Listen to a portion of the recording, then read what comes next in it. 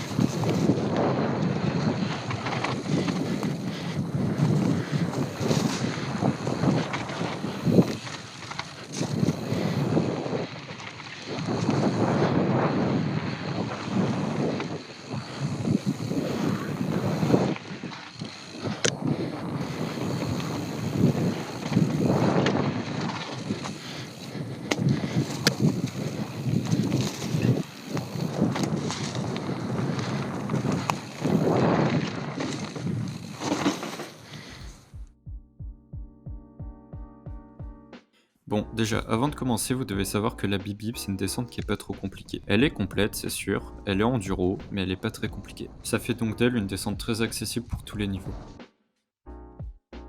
Pour commencer, je voudrais parler du niveau d'engagement. Donc la descente, comme je viens de le dire, elle est très accessible. Elle est pas trop engagée, mais il y a quand même quelques difficultés dont je vais vous parler juste après.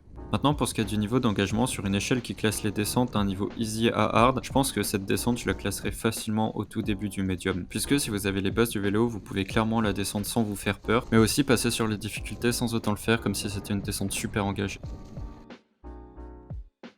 Donc le niveau à avoir pour rouler ce genre de descente sans problème, c'est pas forcément un niveau expert ni pro d'ailleurs, c'est un niveau correct. Je veux dire, si vous avez les bases, comme je viens de le dire juste avant, ça passera tout à fait. Maintenant, si vous voulez vous faire plaisir, il faudra un peu plus que les bases, il faudra savoir mettre les appuis là où il faudra savoir placer son vélo, placer ses roues, jouer avec les compressions, etc. Mais le niveau général de la descente devrait vous permettre de pouvoir vous y engager sans problème, même si vous n'êtes pas un pratiquant de tous les jours. Bon, maintenant, bien que cette descente soit pas trop engagée, il y a quand même quelques difficultés et c'est ça qui fait tout son charme. Donc comme je disais au début, il y en a quelques-unes, donc là en l'occurrence il y en a que deux, mais elles sont pas des moindres. C'est-à-dire que la première, c'est un gros pierrier. Alors pas super gros non plus, il est pas en pente, etc.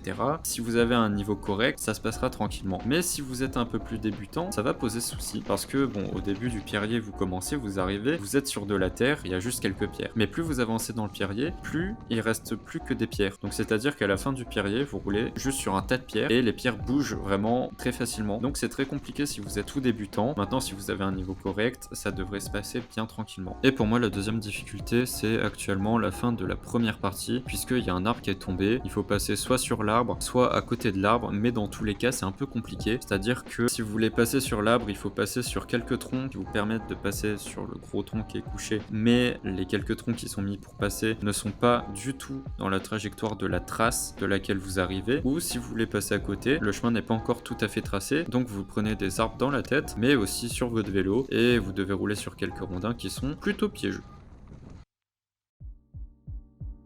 Maintenant, je pense qu'on peut décomposer cette grande descente en plusieurs parties. Donc il y en a déjà deux principales, qui est la partie haute et la partie basse. La partie basse est bien plus technique et il faut bien plus jouer avec le pilotage que la partie haute, parce que la partie haute, c'est bien plus du pédalage que de la technique ou du pilotage, bien que le pilotage soit quand même plutôt important. Et ces deux grandes parties, on peut elles-mêmes les diviser en deux parties. Donc en tout, ça nous fait 4 parties. Je vais bien évidemment détailler ici brièvement le contenu de ces 4 parties. Donc dans la descente, vous avez la première partie qui est essentiellement du pédalage et du pilotage. Alors c'est essentiellement du pédalage, mais le pilotage vous est utile si vous voulez gagner de la vitesse et pas trop vous épuiser, puisqu'il y a énormément de virages. Donc si vous pilotez bien, si vous faites les bons mouvements, si vous adoptez les bonnes positions, que vous compressez bien, etc., ça vous fera gagner de la vitesse et ça vous économisera dans votre pédalage, puisque la première partie est quand même assez grande et elle peut pomper énormément d'énergie. On a donc la deuxième partie maintenant. La deuxième partie est plus technique, il y a encore beaucoup de pilotage, mais il y a pas mal de technicité aussi, bien que ça reste une majorité de pilotage, puisque ça commence par une grande cuve. En soi, ça va, la descente est droite, etc. Il n'y a pas trop de soucis. Mais après la remontée, vous avez une descente, et dans cette descente, il y a un enchaînement de virages, mais aussi de racines, de caillasses, de petits singles. Il y a pas mal de choses qui font que ça rajoute un peu de technicité, et donc du pilotage aussi. La troisième partie, c'est la partie où vous devrez être le plus technique, puisque c'est la partie la plus technique simplement. C'est la partie où vous croiserez le pierrier dont je vous ai déjà parlé, quelques marches, des bons placements de roues à faire, des racines, des cailloux, mais il y aura aussi un peu de pilotage puisque il y a pas mal de virages aussi. Il y a ce que j'appelle des toboggans suivis de virages et précédés de virages surtout, donc les placements sont assez importants. Donc voilà, la troisième partie c'est vraiment de la technique mêlée à un peu de pilotage. Alors maintenant on attaque la dernière partie de la descente, donc c'est la quatrième, et dans cette quatrième partie c'est essentiellement du pilotage, mais il y a un peu de pédalage aussi. Le pilotage il est là parce que vous avez un tas de virages qui sont à plat, donc il y a toujours une descente mais c'est des virages à plat, et donc rien pour vous appuyer, mais le pédalage sera aussi un peu là au cas où si vous avez besoin. Donc la localisation de la descente, je vous l'affiche actuellement à l'écran. Je vous affiche le segment Strava finalement parce que la descente est retrouvable sur Strava. Elle existe sur Strava, le segment existe sur Strava. Mais c'est une descente qui commence près de la ferme Saint-Georges, donc du plateau de Lessy, et qui finit sur la voie ferrée de Châtel, l'ancienne voie ferrée de Châtel. Alors pour conclure, en gros cette descente, vraiment que vous soyez débutant ou non, vous pouvez y aller, vous pouvez la rouler, vous pouvez vous engager dedans, parce qu'elle est juste amusante en fait. Malgré quelques difficultés, même si vous êtes débutant, vous pourrez toujours passer à côté du vélo si vous avez un gros problème, sinon vous pouvez vous challenger un peu et passer dessus, puisque les difficultés ne sont pas abusées non plus. Mais voilà, comme je vous l'ai dit au début, comme je vous l'ai dit pendant toute la vidéo, vraiment cette descente est polyvalente, elle est complète, et c'est pas forcément une trace enduro réservée seulement aux gens qui sont super forts en vélo. Vraiment, même si vous êtes débutant, vous pouvez vous engager dedans, il n'y a pas de souci, vous allez vous faire plaisir, ou du moins vous allez progresser, et ceux qui ont un meilleur niveau, vous allez juste pouvoir vous amuser, vous faire plaisir et essayer de battre les meilleurs temps sur Strava. Donc vraiment, tout le monde est gagnant d'y aller et de s'y engager.